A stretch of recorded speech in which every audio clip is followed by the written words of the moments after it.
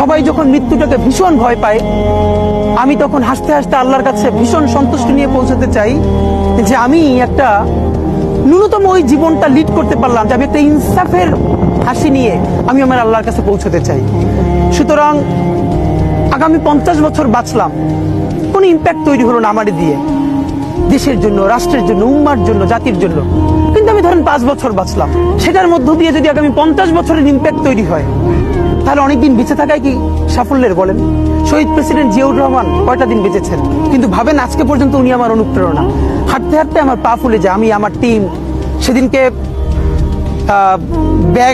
ব্যাগের মধ্যে জুতো নিয়ে তারপরে একটা শপিং মলে ঘুরছিলাম, মানে পা ফুলে গেছে, পা জুতোয় ঢুকাতে পারছিলাম না।